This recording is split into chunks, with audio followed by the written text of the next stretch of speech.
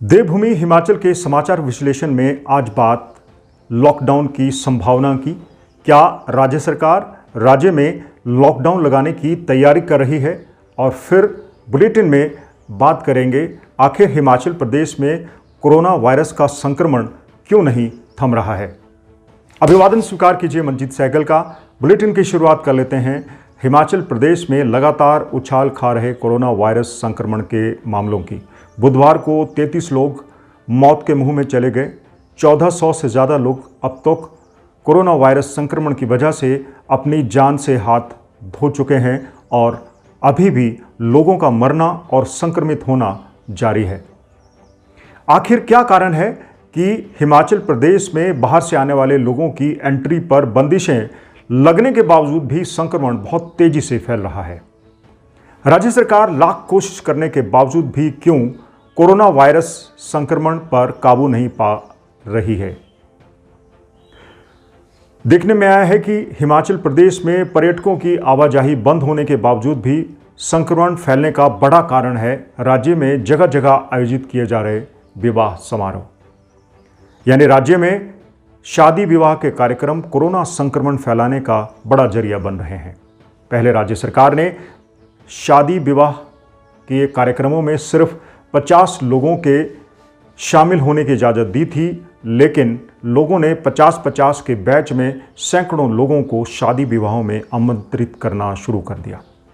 अब मजबूरन राज्य सरकार को शादी विवाह के आयोजन में सिर्फ लोगों को 20 अतिथियों को बुलाने की इजाज़त दी है। इसकी भी बाकायदा वीडियोग्राफी होगी और सरकार से इजाज़त लेनी होगी।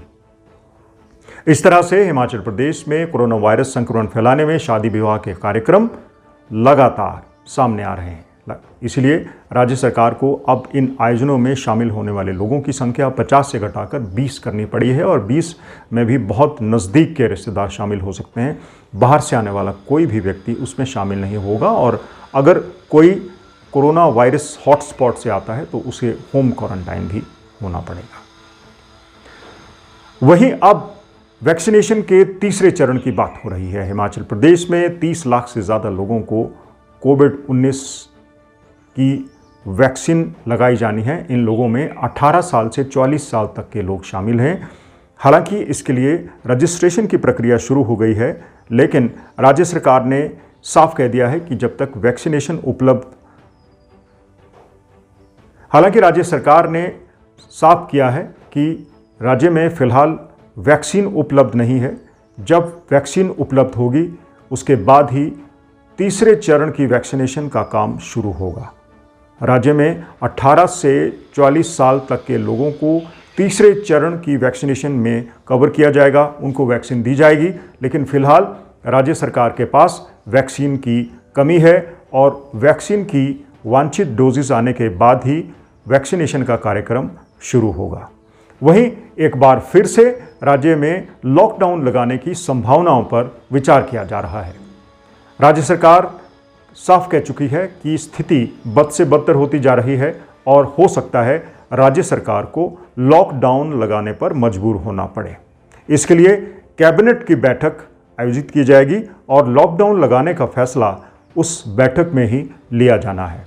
फिलहाल लॉकडाउन कब लगेगा और सरकार लॉकडाउन लगाने के लिए कब उस बैठक का आयोजन करेगी, इसकी कोई सूचना नहीं है, लेकिन संभावनाएं प्रबल हो गई हैं क्योंकि संक्रमण अब बहुत ज़्यादा बढ़ रहा है और अगर लॉकडाउन ही लगाना है ही इसका हल है तो सरकार को लॉकडाउन लगाना ही होगा, क्योंकि लोग अपनी कारगुजारियों से बाज नहीं आ रहे हैं, मास्क नहीं पहन रहे हैं, सोशल डिस्टेंसिंग के नॉर्म्स को फॉलो नहीं कर रहे हैं। इसलिए सरकार को मजबूरन इस तरह के फैसले लेने पड़ रहे हैं।